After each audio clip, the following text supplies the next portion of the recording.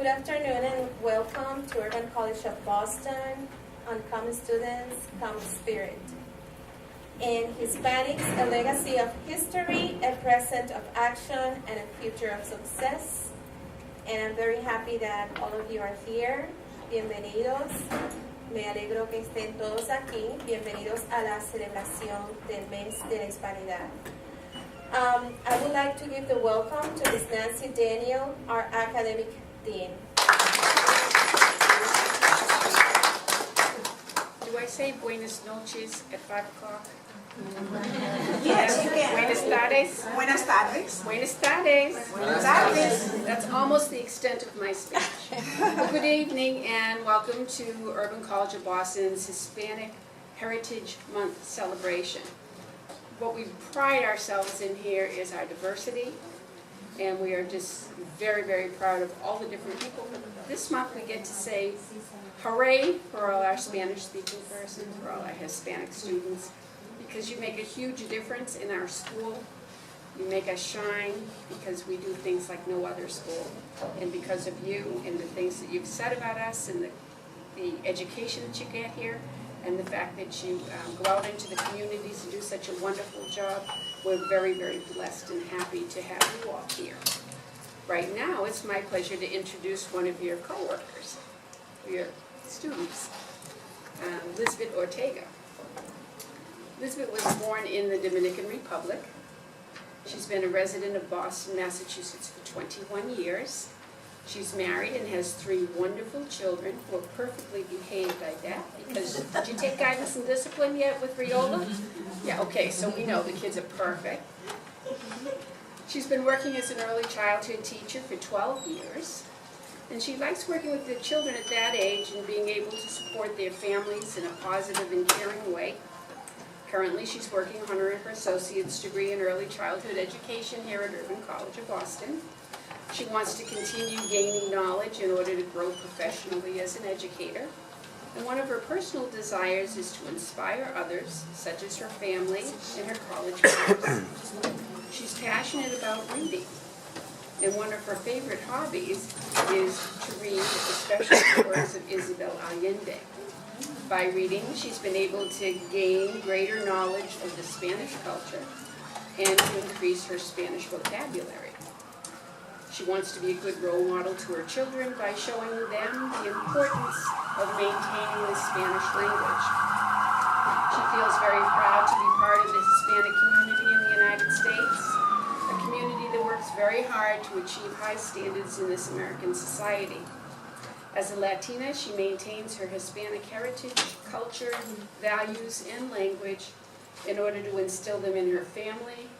She puts it into her daily work, into the society in which she lives, and she shares them with her friends. I present to you Lisbeth Ortega.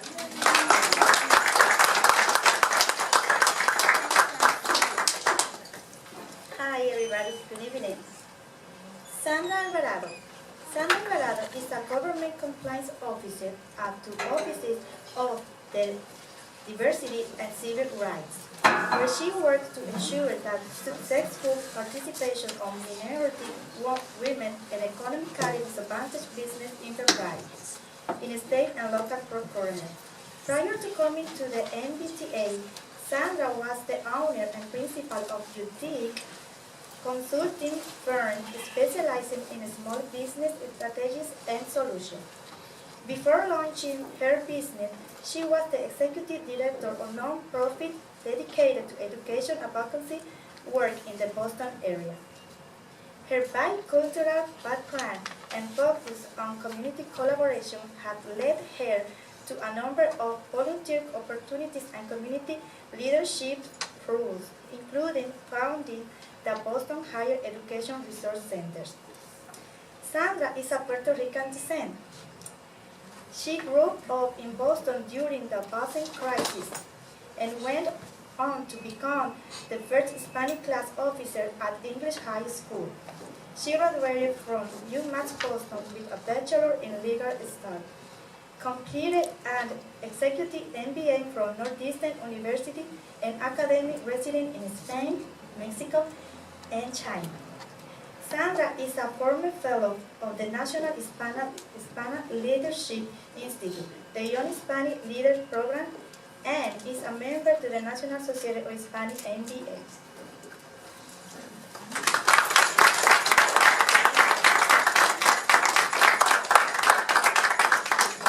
Good evening. Buenas tardes. ¿Cómo están todos?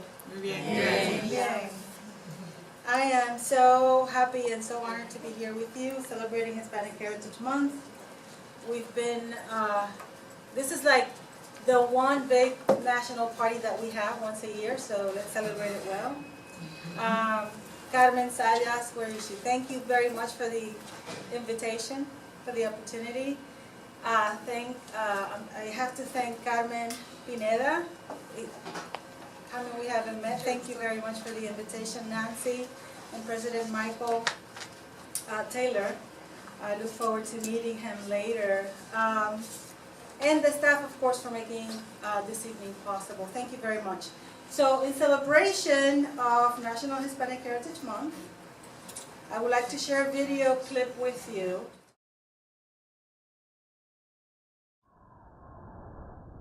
It's a mighty long road that my poor hands have hoed. My poor feet have traveled a long dusty road. At the edge of your cities you will see us, and then we come with the dust and we're gone with the wind. We say you cannot close your eyes and your ears to us any longer, because we are here and we are not alone. We are not here to threaten or to beg. We are here to participate. Most people are saying the Spanish, the Mexicans, indigenous peoples do not have the special inheritance of liberty that we have. We have to move them out. They're being pushed off their land. Lynching is commonplace. They were intended to send a message to Latinos about their place in American society. My father thought that the United States would be like paradise. There was jobs for everyone, and there were thousands of people trying to get across. Truman puts the medal around Carrio's neck. Here's a man who's shed his blood, and yet he can't get something to eat. I hate them using Spanish all the time. You can't get them to speak English. Every time you sit at a table to have something to eat, someone was exploited. And we're going to change it. I believe in the idea of amnesty. Reagan said, an illegal alien is just a willing worker. It was a risk. It was a gamble. It's a gamble that had to be taken. We're trying to make schools better, trying to make the country better. No person has failed to feel the hand of Willie Velasquez. These were Americans, patriotic Americans. Reckless? Yes. Dangerous? Extremely. Did it pay off? Damn right. The first European language spoken in what would become the United States, Spanish. The people who just arrived see the people who have been here as outsiders. I left 51.5 years ago, and I've replayed that day over in my memory. Immigration means it all gets to be part of your identity. I can't believe it! There's so much at stake for all Americans in how Latinos in the United States do. I see it as this quilt with all these different colored threads weaving this common story. I am so proud to be your mayor. Thank you. It's crucial that we know who we are, where we come from. That's important for generations to come.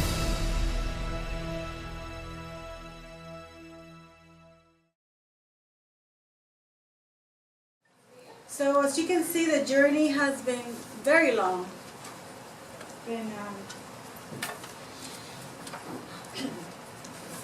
It's been over 500 years. Latinos established states,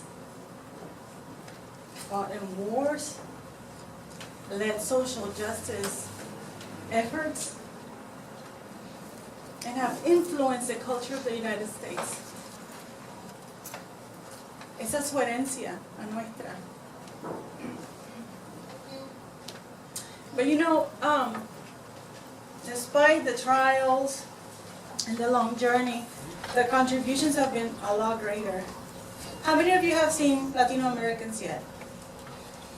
For those of you that haven't, take time out. Saquen tiempo esta semana para ver este documental.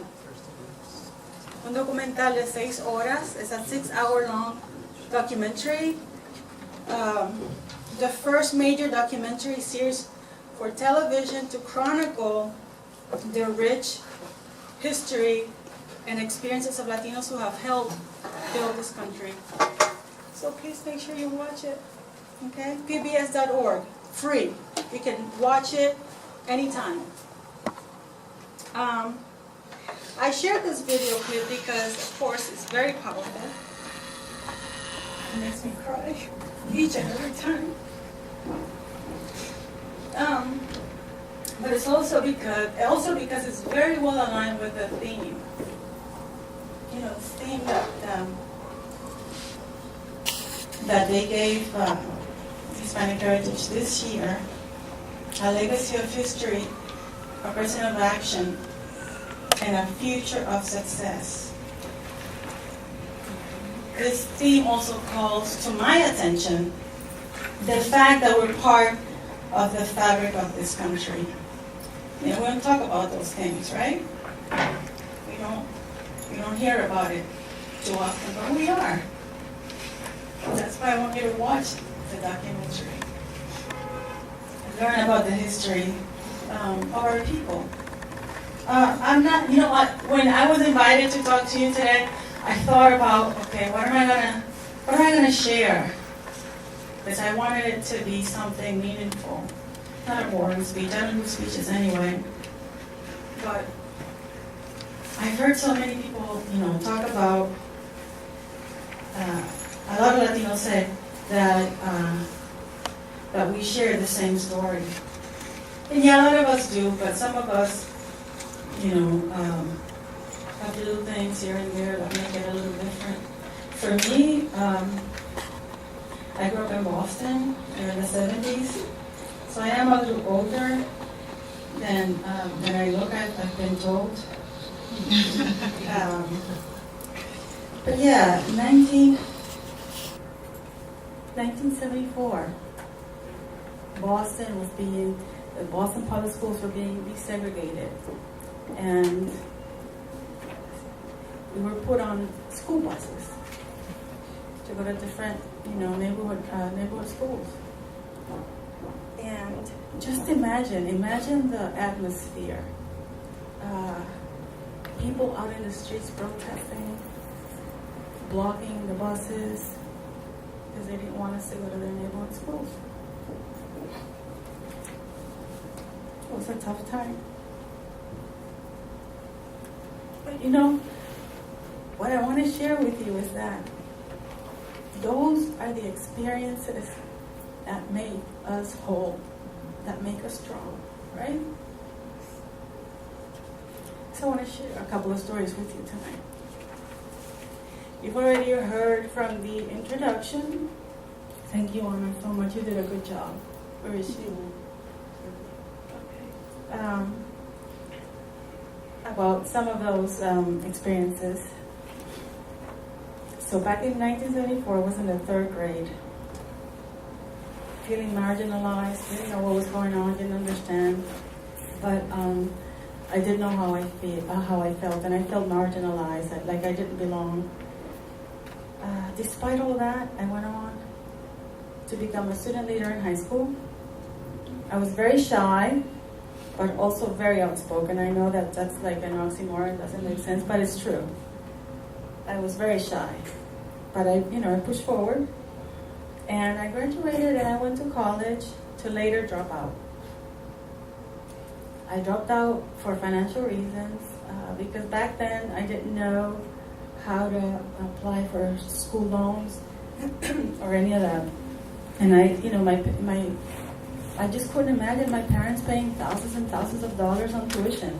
So I went on to do what a lot of people do, and that we have in common, I'm sure. I went to work. Very young. I was 17, 18. I went to work as a school secretary. I went to work in a Boston public school. Fast forward 7 years later, I was at a union meeting and I was speaking out about an issue that was being discussed that night. And after the meeting, a woman tapped me on the shoulder and she asked me if I wanted to go to college. And I said, I didn't know who she was. I said, yeah, of course I do. I had to drop out, I couldn't afford it. I really can't afford it now. By then, my parents had moved back to Puerto Rico, and you know about that story. The families that come here and the children grow up and then the parents go back home. So she says to me, she gave me a card and she says to me, if you really want to go to college, call this woman on Monday, she says to me. And when she was talking about SB, and I asked her, what do you mean? She says, she'll have a full scholarship for you. And I did. And I did get the scholarship.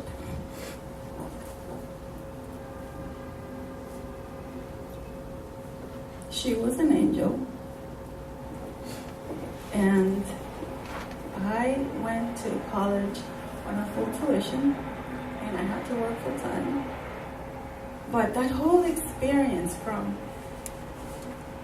elementary school, the busing situation, high school, that all prepared me for that moment. I was present. I was present in that moment. And I said yes. Fast forward about 20 years later, I stepped into the role of executive director of a nonprofit. I was leading a community nonprofit organization and advocating for the educational rights of minority students and families in Boston.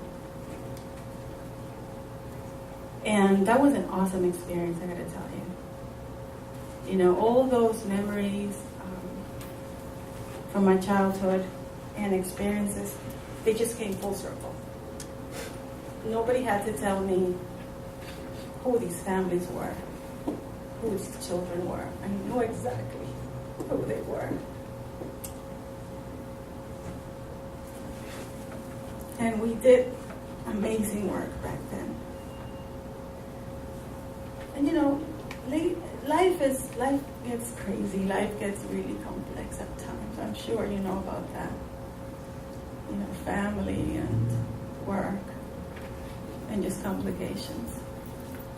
But you go on, you press on. Later on I launched a business consulting firm. I moved to Miami. I don't know why people move to Miami. It's not as great as they tell you it is. But I lived there for 6 years. The sun is great, and but I came back home. Like I said, life gets complicated, and with the economic downturn, and just everything went south, literally, right? I had to come back home, and other things started to happen, for me. When you learn to press forward and just move on, you just do sometimes with your eyes closed. And I had to do that, for a little while. And then, business school came around, and other experiences were crunched in, through all those years, like the National Hispanic Leadership Institute and the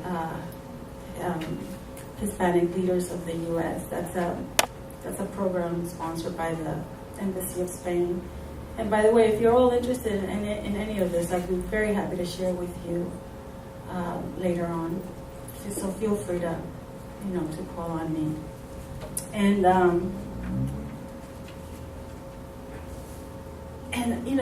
so I just continue to layer on what I experienced early on, and building on those experiences to today.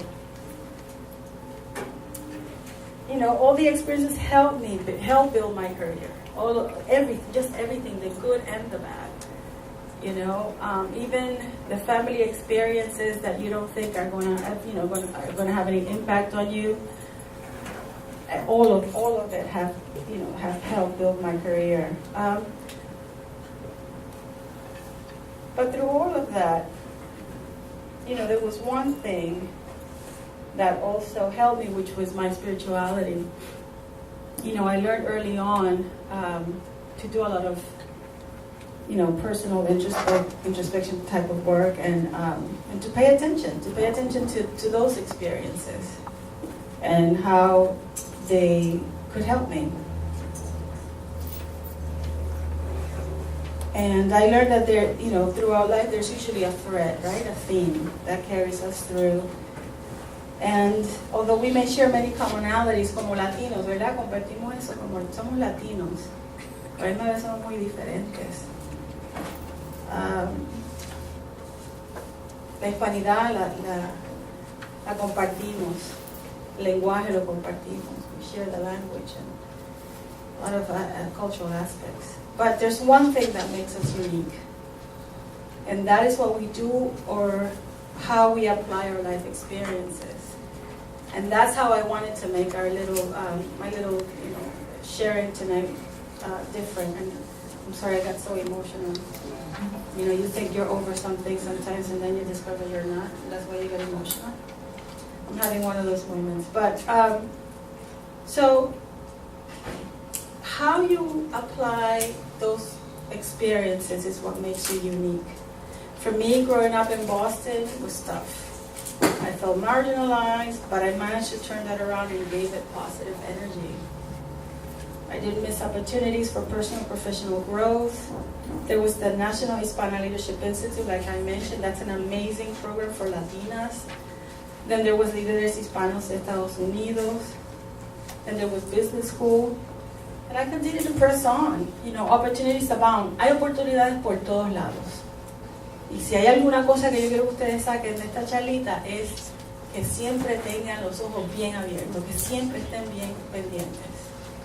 If there's anything, if I can impart any wisdom, or if there's a takeaway from tonight, let it be that there will always be opportunities around you.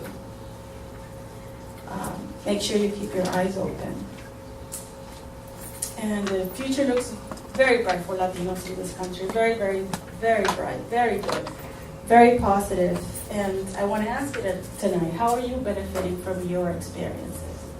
Your experience here at Urban College. What are you looking forward to in the next couple of years? How are you going to apply what you've learned here, what you are learning in your jobs? And, I'm really hoping to see you and your children become our future leaders, the leaders of our community that we so desperately need.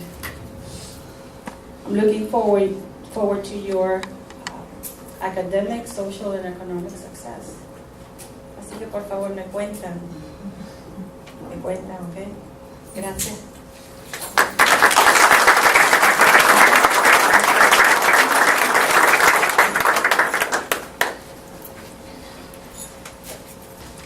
Sandra Alvarado, thank you so much for coming for this invitation. Thank you for all the faculty members, administration, students at large to come to this presentation. I'm very honored to present this Latina, and we have something very special for you.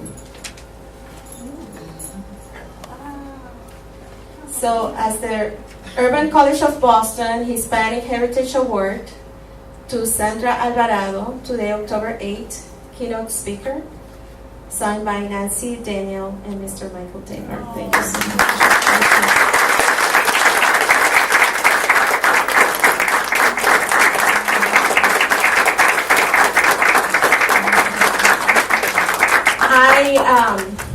I knew Sandra in my other life when I was very active in the Boston Public Schools and Office of Government of Puerto Rico. It's quite interesting. We used to see each other just in meetings and things like that. She was very energetic, always working for the community at large, Hispanics, African Americans, all the cultures of Boston, Massachusetts. And I just happened to meet her back in January of this year. I came back to Boston, and I just met her in Panera Bread. And, yes, and so it was meant to be. And she has been pulling me out to come back to the community, and I'm pulling her out up to come back to the community. So back to business in Boston. So thank you so much, Sandra. Thank you.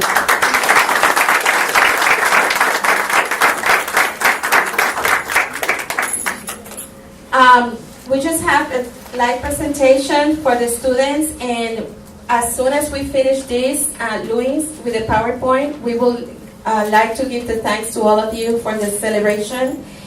And very fast, so you will be able to have some dinner, something to drink, and enjoy some of the cake also. Thank you, gracias, bienvenidos. Thank you, Nancy. Thank you, Carmen Pineda. Thank you to all of you. And Carmen, would you like to come, please? You know, Carmen Pineda is our Dean of Students. And she will do this presentation for you. Thank you. Carmen, muchas gracias. Thank you very much. Sonia, a pleasure to have you at our home, Urban College. Now you know where we are, and you just cross the street and come over anytime, so you're welcome here. And I'm not going to, the main reason for us to be here, besides learning all these important things that Sandra just shared with us, and one key important thing that Sandra did for us is that she shared part of her story. And we all have stories. And one of the things that I like to continue with in this presentation now is to really tell you about my story at Urban College in relation to you, the students, and everyone here. Okay, so I'm going to be brief because I am hungry, and I'm sure you're hungry. Okay, but before I start, can anyone raise your hand or just tell me how many people, how many individuals who identify themselves as Latinos or Hispanics you think live in the United States right now? ¿Cuántas personas que son latinas usted cree que vivimos aquí en Estados Unidos? Okay, dígame el nombre. You can just tell me the number.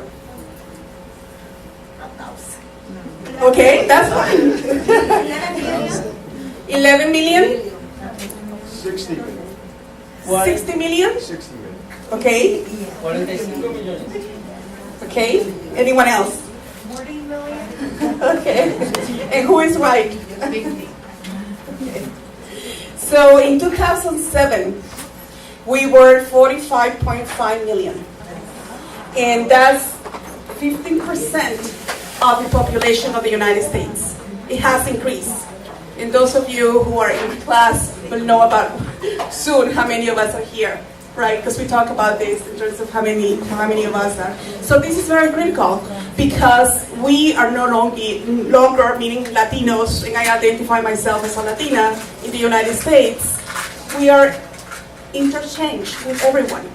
There's no place that we might go that we may either have, a relative, or we might have someone that we know, or the students, or the children, or the families that we work with.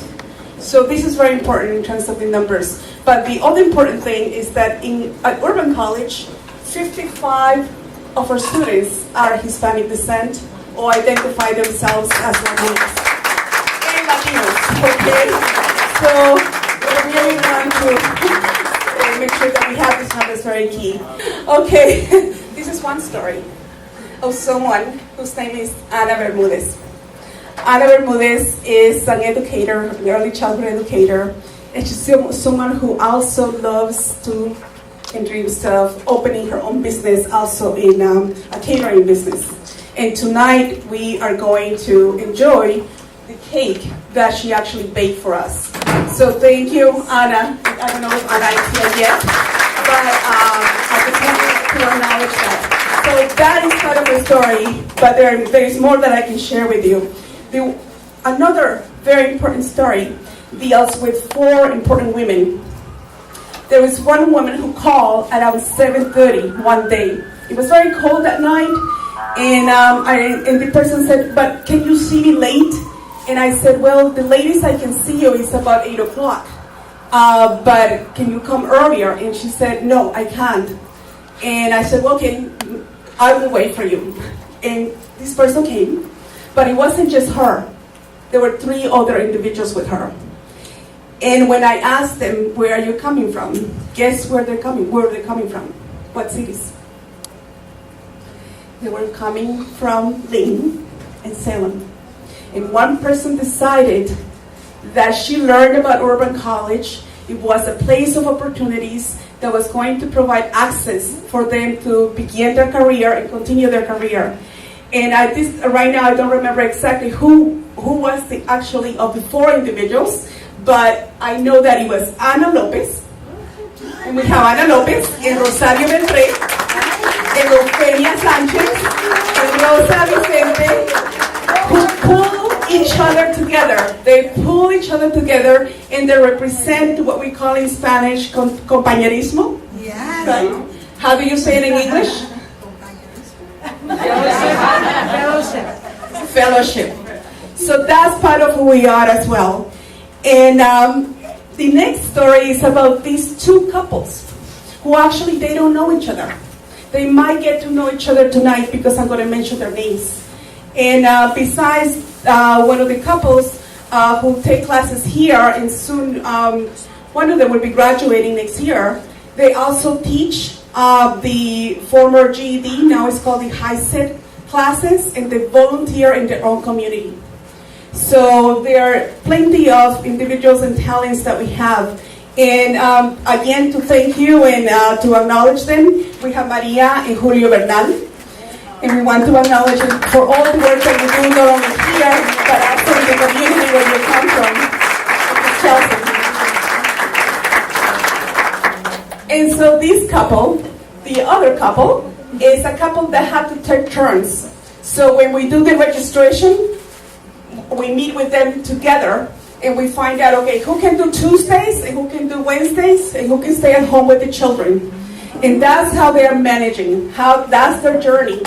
But we are very blessed and thankful and grateful that they are here. And now we have the next couple, who is Claudia and Antonio Rincon, who demonstrate the determination for being here with us.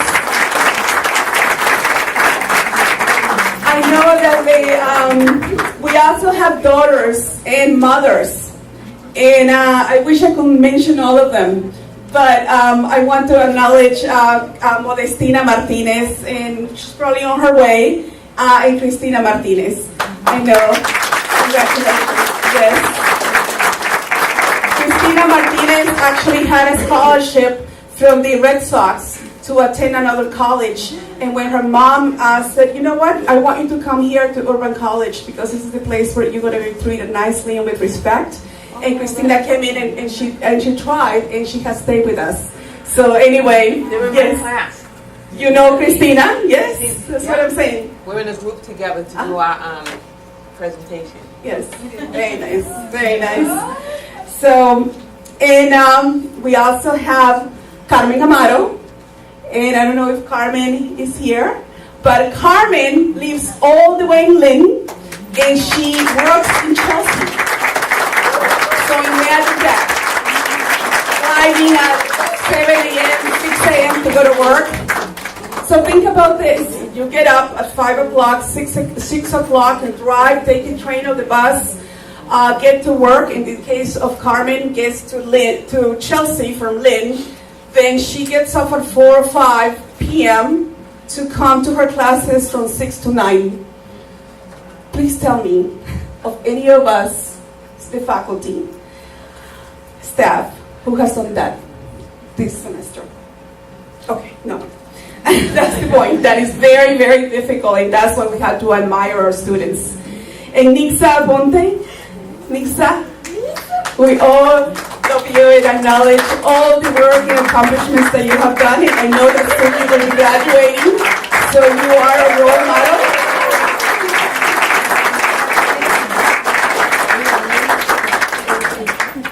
And we also have a very, one person that you will find in the Learning Resource Center as many times as she has time off from work and from her commitments from school, from her family. And you will know, in case you haven't met her, is Noemi Rosado. So Noemi, no matter what, she is there and she's very determined, and she's an example of all of you, the students, who have the determination to continue. Gregoria Suaro. By the way, Noemi and Gregoria, you both live in Charleston. So in case you don't know that, now you know that. You can come together. But Gregoria Suaro was a student that started her classes maybe 7 years ago. And a year ago, she called back and she said, "Is it possible for me to come back?" And I said, "What kind of question is that?" Of course, this is your place, this is the college, and the doors are open for you. And she hasn't stopped attending classes. Actually, she started with one class, and I know that she has started, and she is now in a few courses, actually taking 3 courses. So I really applaud Gregoria for that, and I know she's probably on her way too. And you probably also know that we have courses that run in other cities. We don't have satellites, we have courses. And we have Ramona Nunez, is one that her teacher wrote this about her. She's a family child care provider in the city of Worcester. She has an admirable perseverance, her love for children, and the passion she has in the early childhood field. Ramona has demonstrated that age and language cannot limit her goals in life. So again, another individual that is a role model to all of us. And moving along with another city, Alicia Clavijo, she couldn't come, and I spoke with her earlier, but Alicia is one of those individuals who came in and said, I really want to stay at Urban College, but I can't travel from Fitchburg. Actually, she could, and she has taken some classes on Saturday, but she was thinking of her other the other community members from Fitchburg who actually don't have a car. Many of them may not have a car, and it's very difficult to travel. So because of her inspiration and because of her initiative to come to the administration and ask what can we do about it, we, Urban College, we actually began the first class in Fitchburg yesterday. So proud to Alicia for that.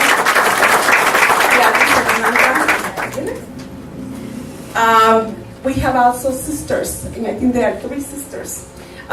Gladys, Blanca, and Enid, and I know they are not here, but again, it's a representation of, the extension of us as a family.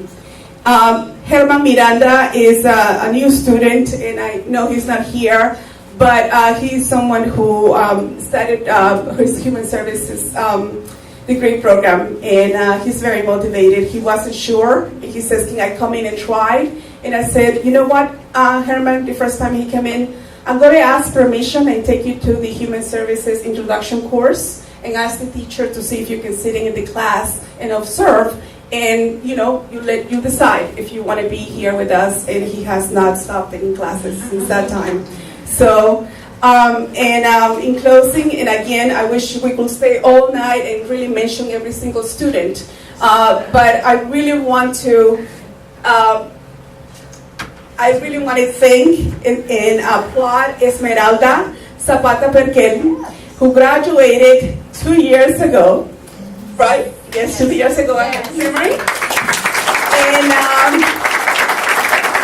when I started working at Urban College, she was one of the first students who actually welcomed me into the college. And as any place that you go that you're new, you always feel very like, okay, what am I doing?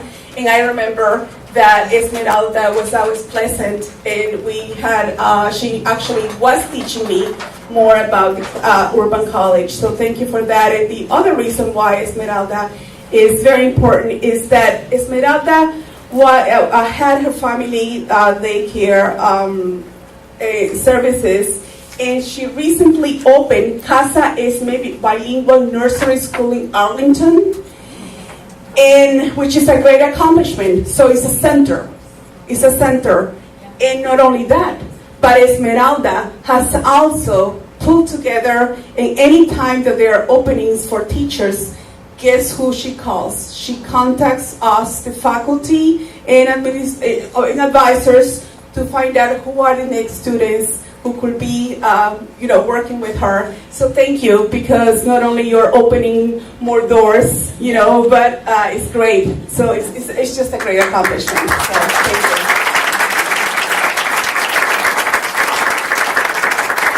And now I'm going to pass it to Nancy and learn more about faculty. Thank you. Do you think we have a good faculty here at Urban College? What do you think? You had a good experience? Yes. Do you know that you have a faculty member here who didn't speak Spanish? She spoke Portuguese, and she learned Spanish so that she could teach early childhood educators how to be good teachers. That was Adriana Guerra.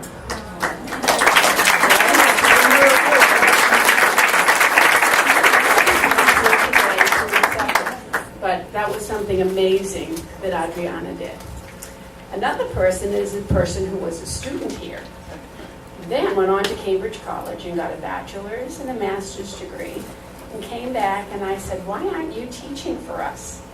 She's a special educator and with the Shore Collaborative, and has just opened her own business, and is a great role model for all of you as she teaches the special ed classes in Spanish. And she is just a wonderful role model. Miss Elizabeth Rosa Castro.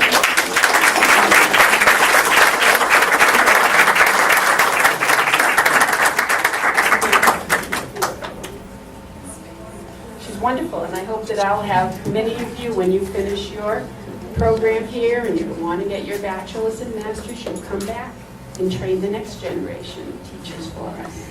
So, thank you. I'd also like to present a certificate to our wonderful Lisbeth Ortega for the wonderful job she did in introducing our speaker today.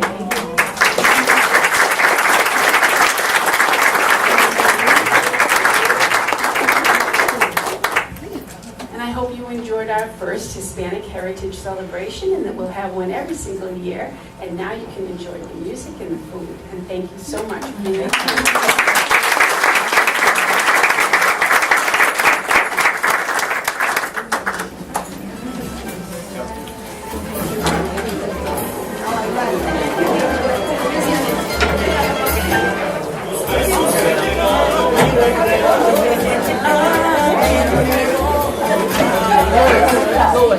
What do we do?